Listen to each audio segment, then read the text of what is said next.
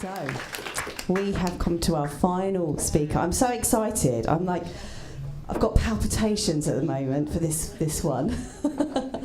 So, Heathen Rose. Oh, by the way, if any of you are slightly sensitive, easily offended, please leave right now. Great, lovely, brilliant, thank you. I knew you lot would be cool. So, Heathen Rose. She's a student of mine and has been for about a year or so. She's going to do a piece of spoken word for you. She's an incredible person with incredible resilience and an amazing story. I'm getting choked up. Right, okay. I love her to bits, actually. Now, she was brought up in a kind of fundamentalist sect of Christianity, and she rebelled when she was a child and became involved in the atheist movement. She then discovered herself to be a transgender lesbian and took up songwriting in order to deal with the pain of being different. After spending her 20s moving in and out of care homes, recording her first album and taking up skydiving as a hobby, which she spoke about at her last talk here, she moved to Brighton in order to gender transition, where she cultivated herself as a brazen singer-songwriter, and I love her songs. So tonight she's going to perform one of her songs, but we've adjusted it, so she's adjusted it slightly to a piece of spoken word. And it's, her talk tonight is called A Trans Woman's Journey to Lesbian Pride. Please welcome Heathen Rose.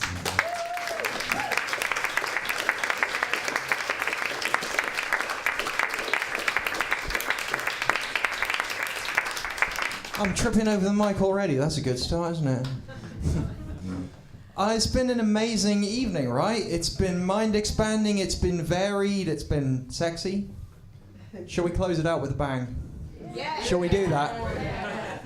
All right, so, yeah, this is a trans woman's journey to lesbian pride, the trans woman in this case being me. And I realized that I was attracted to women when I was 13, but I didn't know at that point that I was trans. So by default, I was identifying as male, which meant also by default I was identifying as straight. So the process of coming out to myself as trans also meant coming out to myself as a lesbian. And at first I was terrified, because when you're used to hanging out in heterosexual male culture and then you discover yourself to be a lesbian, it's scary. So when I did my first album, I included a song on it called The Lesbian Song, imaginatively, where I basically came out to myself as a lesbian, but it was very dark, it was very angsty, it was very messed up. And when I did my second album, I realized there were things I said in the lesbian song that I didn't agree with anymore, things that I wanted to say differently, things that I wanted to expand on. So I wrote the Lesbian Song 2. The massively more empowered edition. So that's what I'm going to do tonight. And as Sally says, I normally do this as a rap, but I'm going to do it as a performance poetry piece tonight.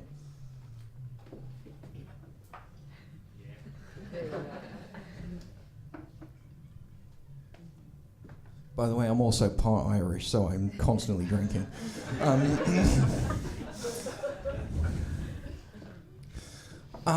So it's a long, complicated story, but it begins when I was 14, and obsessive thoughts burst into my head about wearing this gorgeous skirt that my schoolmate had. It was army green, and soon I too was pretty green. And this was 5 years after being hurled into the realization that to grow into a girl was my destiny.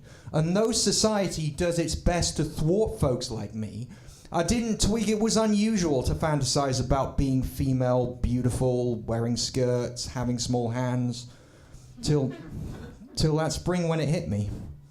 I was trans. Being too scared for 4 years to tell a soul, I pondered what it meant. Was I a girl? Eddie Izzard convinced me that I was TV, and as I like girls, that made me a male lesbian. But dysphoria is a weed which, if left unchecked, grows, and at 25 I realized my name was Rose. And that's when I knew I had to invert my prick, which made me not semi, but comprehensively sapphic.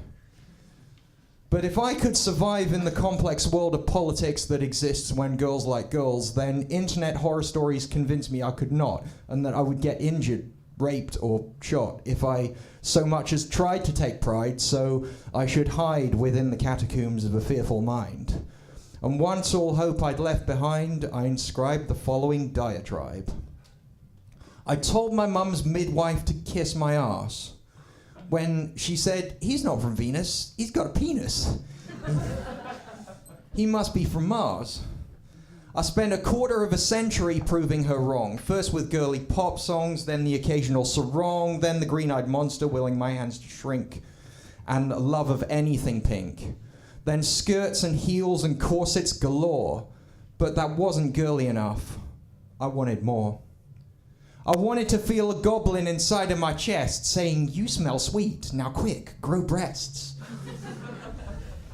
And I got ready to splatter blood all over the walls with a pair of garden shears clamped to my balls. And just as vegetarians have been undone by bacon, I found that to touch a pair of boobs my heart was aching, and I had no aspiration to use my bell. Better to be an abomination damned to hell, when hell is just a rock concert for eternity, where if you're not tripping, you're in an orgy, or else lining up to torture Hitler. What's not to like? So I became a scissor sister. I got myself a boat, called it Londinus the Bold, sailed out of Italy, braving sharks and storms. But it made me strong, it's where I grew my thorns, and eventually I washed up on Lesbos. An old tranny said to me, "You'll never be taken for a real cis woman. If your voice was breaking, then maybe, but you're past 25. You'll never prevail. You'll never survive in that lesbian group. They'll see red when they realize you were born with a head. I ain't saying you're gonna end up dead, but they might just get the boys to pump you full of lead." And yeah, they tried, but they didn't realize that 2 long years of putting on an act, 2 years of having to apologize for being what I am had toughened me up fast. And my karate moves were truly kick-ass. And my high heels were steel toe-capped. Then out of that room, I did Zoom.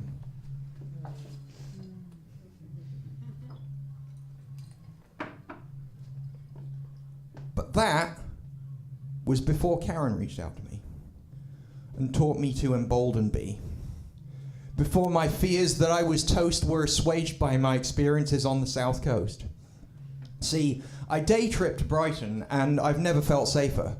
So much so that a few weeks later, I walked into a trans space and started making friends and planning how my life in London to end. I bought myself a boat, called it Brighthelmstone. And soon it was clear how much I'd grown when I went full-time and let it be known that my male identity was overthrown. I made connections in the trans community, and BDSM folks, and polys. The momentum was unstoppable, and then I knew that soon I'd have a lesbian crew. I mean, that is what happened, right? Well, not exactly. The truth is significantly worse, in factly. But before I spit what really happened over these strings, I need to clear up a few things. Some folks have listened to the Lesbian song 1 and concluded that I hate being a gay woman, or else I hate others who swing that way, but I'd rather be gay than straight any day. We can't get pregnant accidentally, for one. We've got a lower rate of AIDS than straights. It's good, clean fun. But I haven't always felt that way. I used to live in fear of the homophobic mythos that you hear when functioning as a heterosexual man. Like, how can they have sex? There's no way they can without a canary to enter the cavern. But my friends, it's all about orgasms, not penetration or fertilization. In other words, let me break it down like this. If she's cis, lick a clit. If she's a tranny, try the fanny.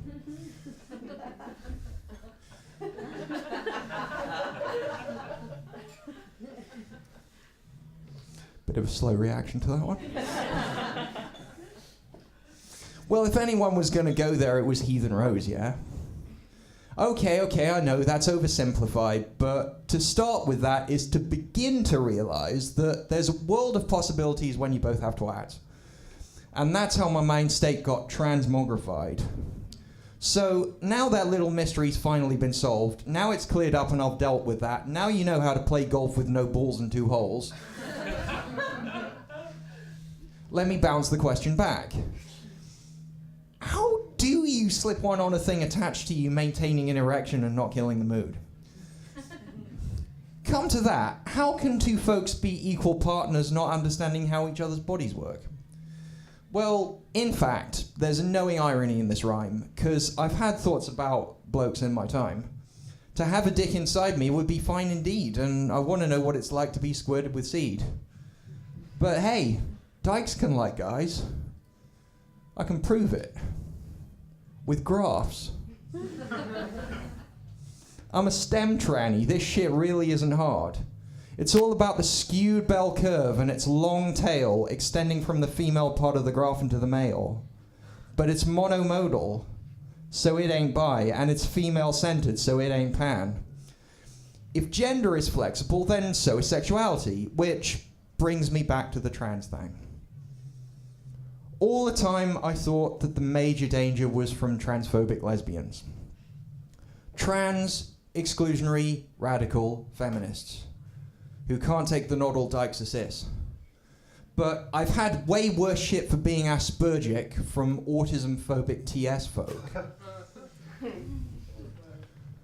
Autism, exclusionary, radical, transsexuals.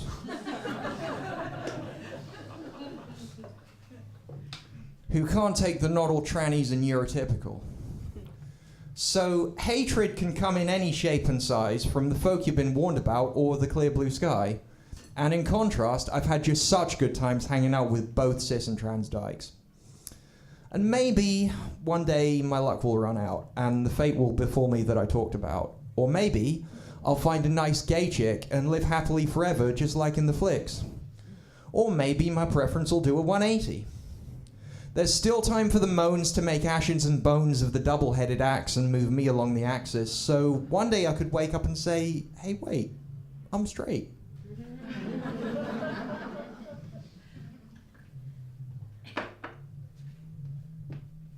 But till then, I'll proudly rock the mic with stories of how I inverted my spike.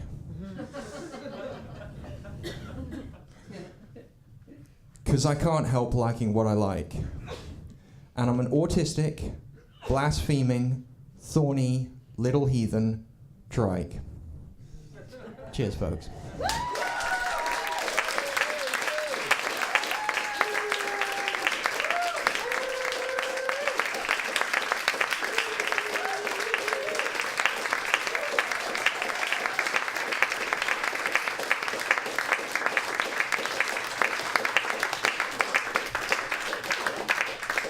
Thank you so much indeed. Sally, are you up for some Q&A? Shall we do that? Yeah. So anyone got questions? Well, maybe not. Where did we get your first album from? SoundCloud. It's soundcloud.com/heathen-rose. Yeah, very good. Very nice, very good. /heathen-rose then. Yeah, the second album we actually finished recording yesterday.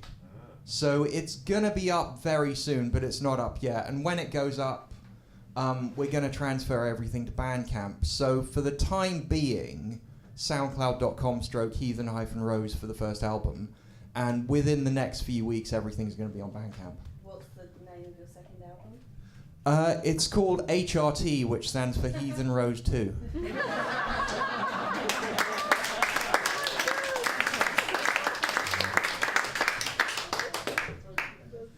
Anyone else? I think we're all baffled. Good answer. All right, are we done? There's a question from Sue. Oh, yeah. Do you have a co-writer, or do you do that on your own? I do it all myself. Yeah.